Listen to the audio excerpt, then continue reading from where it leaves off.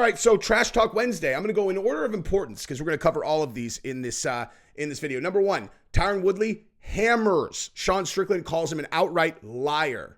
And I don't know, he called him some other names about how he handled the Jake Paul situation with the UFC and all that. I'm going to show you that clip and we'll talk about it. Joe Rogan, I would say, he talked about how Sean Strickland sparred Sneako in a very kind of slick way where he was like, where he's like, so you're tough now. Like you're tough now when you want to do sparring here, but what about over here? How come you went easy over here? So I'll show you that clip. I actually changed my mind. We're going to show this clip from Sean Strickland first, which is on his Instagram right now. And I think this is such an incredible demonstration of exactly what I was talking about, what Strickland's brand is and should be. Like, this is it. For everybody else, go ahead and, well, no, just for everybody. If you haven't subscribed to the channel yet, go ahead and do that. I know you don't subscribe to channels. If you're a person who watches my content, have not subscribed, it probably means that you just don't subscribe to channels. But how about you make an exception this one time for me, because it helps my channel a lot. And then everybody like the video. I always say that, dude. I'm like, hey, can you guys just like the video? Everyone's all right. No, I can't. I actually can't do that. Just this time, just do it. Do me a solid. All right, so let's start. Influencer trust tree, the circle jerk that I didn't know I was in.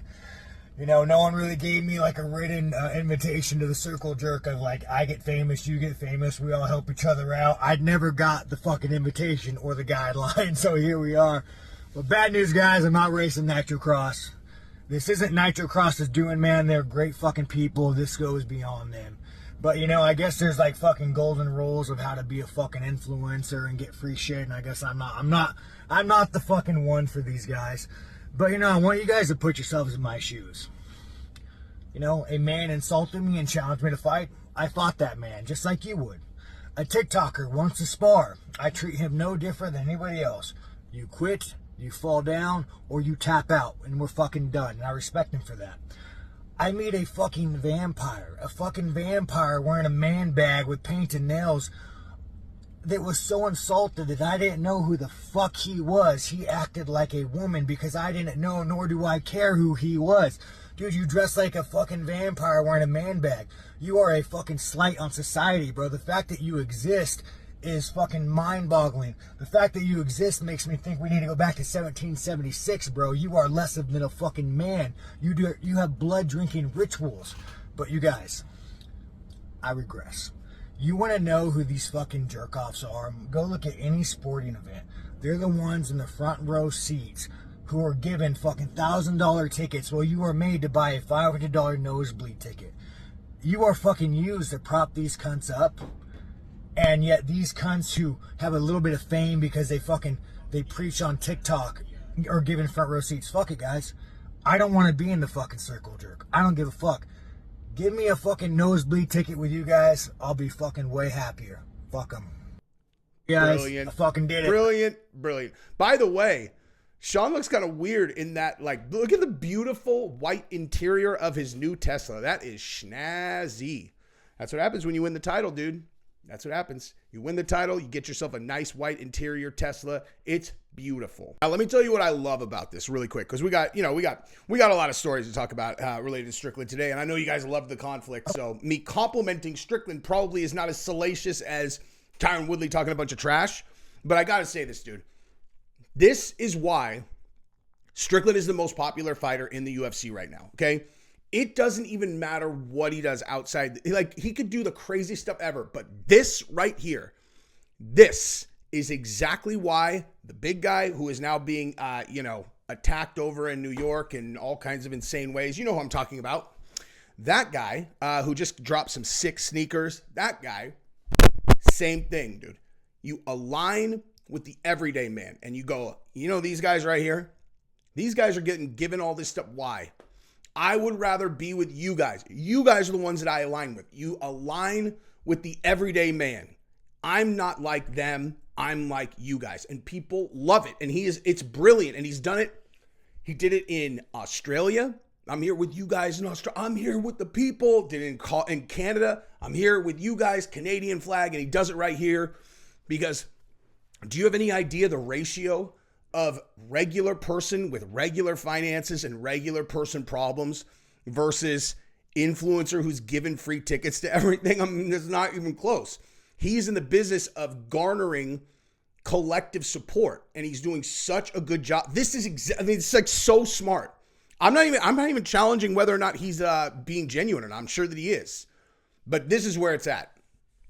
Now, in terms of like the the MGK thing, who cares about that? You know what I mean? I will say this though.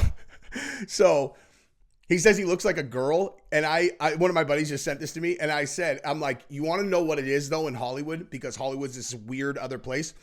If you've ever seen the Chappelle Show, True Hollywood Stories, and Charlie Murphy's talking about the Prince basketball game, you old schoolers will know what I'm talking about.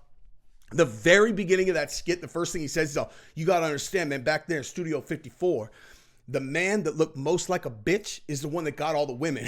And that's literally like Hollywood has come full circle again to where it's like, oh, Harry Styles, watermelon sugar guy. That's literally the only, I'm embarrassed I even know that he sings that song. Oh, why is he so hot? Well, look at how manly he is in a dress. It's like, it's not manly, dude. That is not manly. They're all, oh, MGK, look, he drinks blood and wears a blouse, you know?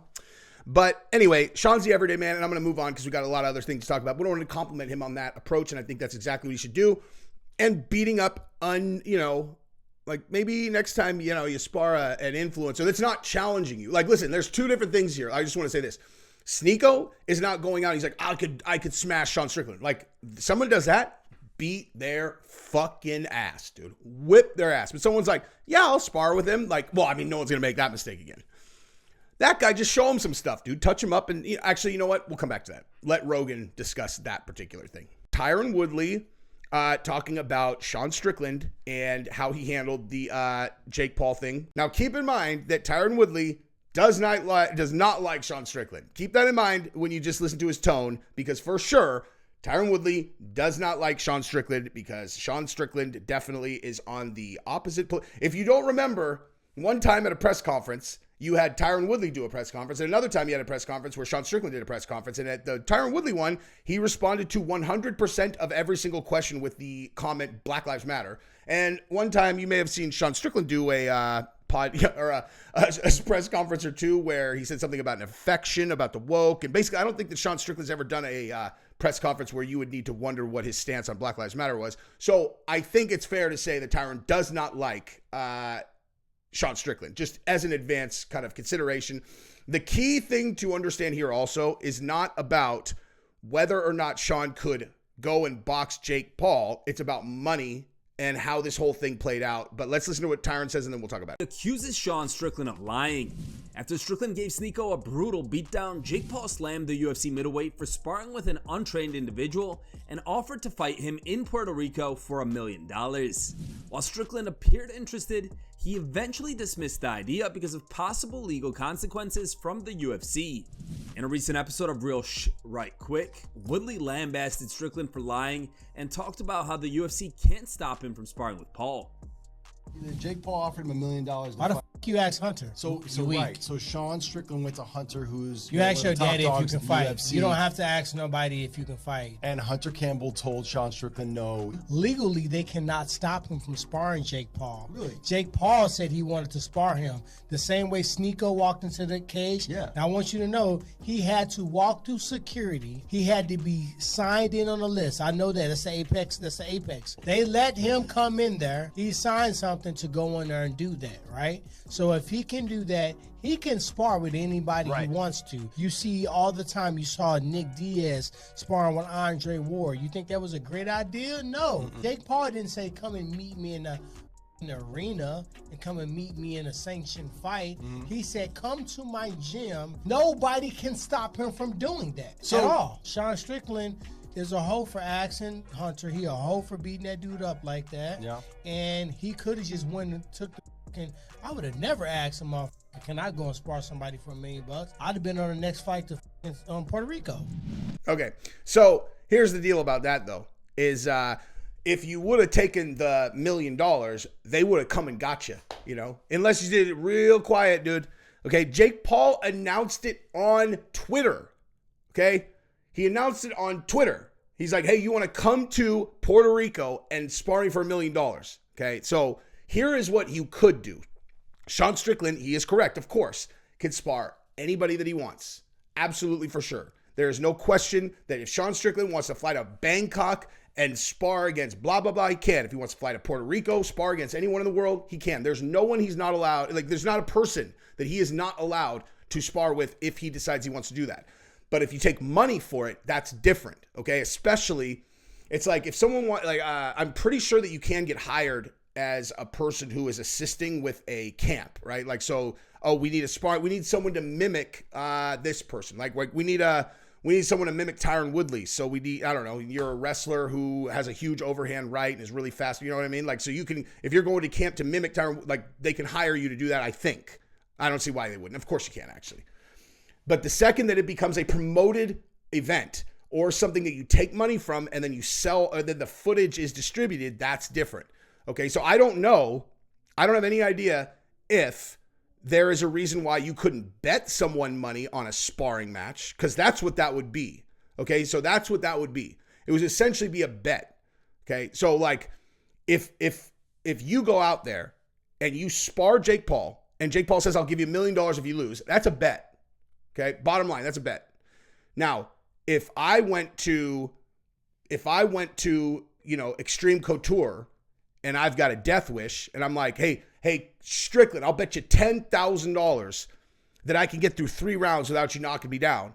And I go out there and he tries for 3 rounds to knock me down. And I'm trying to, you know, if I knock you down, you give me $100,000. And we do that. And he, of course, knocks me down and I owe him $10,000. Did he violate his contract because I bet him $10,000 he couldn't knock me down? Like, is that, I'm seriously asking, is that I'm not saying would the UFC come after him for that, because they wouldn't. I'm asking you, would that have been technically a violation of his contract? Because what I just described is identical to what Jake Paul described. Because the whole point is, it's Jesse on fire, I'm going to go create some content, Sean Strickland's going to try to knock me down, and then we're going to share it on the internet, you know, and I incentivized him to participate in this by putting $10,000 on the line, right? So like, that's exactly the same as what Jake Paul offered. Now, like I said, getting into the weeds of whether it violates the contract is where the rub is, because would they come after him for knocking me out? Of course not. Would they come after him for going and taking $1 million if he beats Jake Paul and then they, you know, distribute that content all over the internet? Probably, just because it sets a bad precedent and it allows people to skirt around the rules that have exclusivity with the UFC, because ultimately people are going to figure out very, very quickly that they can hire UFC fighters to spar and then they can put them out on YouTube and then they can sell advertising to the YouTube, you know, on the YouTube videos, and boom, now they are paying you to spar. It, you know, like the bet is whatever. It's like a mealy-mouthed way to pay you to come fight and then make money off of that fight, which you definitely cannot do via your, you know, UFC contract. You have exclusivity with the UFC for that kind of stuff. Now, here's the deal though. Is that the only way that money can be exchanged? Of course not. Like, of course there are ways that you could do this and not have the UFC find out, but you'd have to completely stop talking about money. Like, the money would need to stop. You would have to publicly, as of this moment, be like, all right, you know, forget the money, Jake Paul. I'm going out there. We're going to get it on. And everybody's going to find out if you're a real man or not. And then, you know, not using digital communication face-to-face or with burners, you are going to communicate that we're dealing in cash here, right? Like, this is a cash deal, cashier's check to my LLC that UFC doesn't know about, whatever, okay? Like, I'm not actually suggesting you do this, but like, that's how you, if you want to do exchange of money, that's how you have to do it. But you for sure, absolutely for sure can go spar him if you want to. Absolutely for sure. There is no way that sparring Jake Paul is a violation of your contract, because Mike Perry sparred Jake Paul, as I understand it, while he was in the UFC. I mean, it's just like, there's no conversation here. Like, for sure, 100%, he could go spar him. If you wanted to get the money, you just have to do it quiet and make sure no one talks about it online. Now, here's the other thing. Do you trust Jake Paul? I mean, like, I'm not saying for sure that Jake's not trustworthy, but I'm saying Jake has made beef with UFC and Dana. You know, like, if he, let's say that you become the UFC champion, you want him to have a big secret on you that he could use against the UFC. Well, I gave your middleweight champion $1 million to come out here in cash. You want that secret over there in an enemy camp? No, you don't. You do not want that. But it is $1 million. It is $1 million. So, you know, Food for thought. Now, since we're talking about the Strickland and Sneako thing again, we're going to show Joe Rogan and his comments about Sean going after Sneako in that sparring match. And I'm just, actually, you know what? I'm going to give you no intros whatsoever. This is what he said. The Joe Rogan Experience. Sean Strickland, who continues to he seems to be sparring like any YouTuber or streamer that's prepared to get into the ring with him. Well, he beat up that kid who's a smaller than him streamer named Sneako, which is not a good look. He beat the shit out of that guy. Yeah. I just don't know why he wanted to do that. It's so easy for him to beat that guy up. It was what we were talking about before. Yeah, it's not fair. We agree on everything. It is uncanny, dude. Me and this guy agree on every single thing. And that's exactly what I said. I'm like, why would he do that?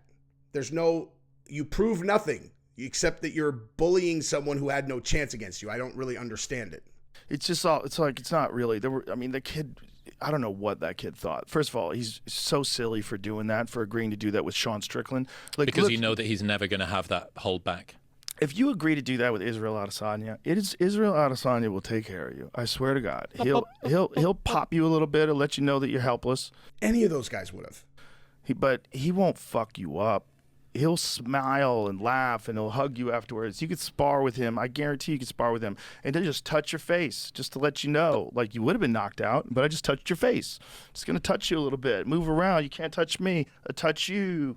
Here's a feint, and it's coming at you. And if he's kicking, you're fucked. But even if he's just using his hands, if you're some streamer, he wouldn't hurt you. But Sean Strickland's a different animal. Sean Strickland has, he's got this fucking man code, and he believes in it. Like, you got to get your ass kicked every now and then. He spars all the time, spars constantly. And if you agree to get in there with him, you're essentially agreeing to let him beat the fuck out of you, because you don't really. That's exactly right, dude. Because you're not going to win, dude. Like, you're not going to win. He's the middleweight champion of the world. I will continue to say this because I surgically watched that Dricus fight. You're not going to convince me that he didn't win that fight, especially coming in with the title. He's the middleweight champion. It's Sneako. He is not even remotely close to a professional fight. It just doesn't even make sense. Like, there's no one in the middleweight division that could beat Sean Strickland in the UFC. You have a chance. Like, you have no chance. But in Sean's defense, when he lost to Alex Pereira, one of the first things he did was go to Connecticut to Glover Teixeira's gym where Alex trains and train with him. When we was training with Alex Pereira, he was light sparring. So this is fucking light. Find the video of Sean Strickland training with Alex Pereira, because he's smart. Because you can't, that guy's not Sneako. You can't just tool off. That guy already knocked you out. Like, Pereira knocked him out in the first round. He hit him with a left hook and then a right hand as he was going down. Like, Pereira's a monster. So he was sparring with this monster. He's like, let's just fucking be friends. Let's just be friends, buddy. There wasn't any of that Teach me your cheat codes. Exactly. Well, and Pereira teaches people, which is very interesting. He's that confident in his ability that he'll take a guy that he just fought and a guy who is now the current. Look how they're sparring. Nice and light. See this? They're just touching each other, just using distance and sparring. And there was an actual, see, these guys are sparring, but they're not hitting each other hard at all. Okay, so I saw this clip. Here's why I really want to talk about this, all right? So I saw that clip, and this is like one of those things where it's easy for me to kind of like support my original position that I thought it was kind of messed up that Sean, fucked Sneako up. By the way, and again, okay, John Anik put on Instagram yesterday, who's your favorite UFC fighter current? And I said, Sean O'Malley. What I meant was person I'm most excited to watch fight, for sure, O'Malley. And then underneath, I was like, and Sean Strickland, Anthony Smith, and I think I said Izzy and Pereira, maybe. I don't know. I put like a total of 5. And Strickland's in my like top 5 favorite guys, okay? But like, but again, I'm just not going to ever make it a secret. I don't like that he did that to Sneako at all. But so this is like an easy way that I could kind of frame it in my direction where it's like, see, he beat up Sneako, but Alex Pereira is super scary and he knocked him out. Now he just wants to go super easy. Like, that's an easy position to take. But the reality is like, you watched, like, that's like 90 seconds of how many days was he there? Like, to look at just those clips and then assume that like, just assume that means that they were just light sparring the whole time is kind of stupid. Like that's 90 seconds of, you think Strickland was taking half days there? He was probably there for fucking 20 hours that week or something. You know what I mean? Or more. So it's not really a legit one-to-one comparison. But Rogan also didn't like that he beat up Sneako because it's just mean and there's no reason to do it. To me, it's exactly the same as beating up a girl. Let's move on.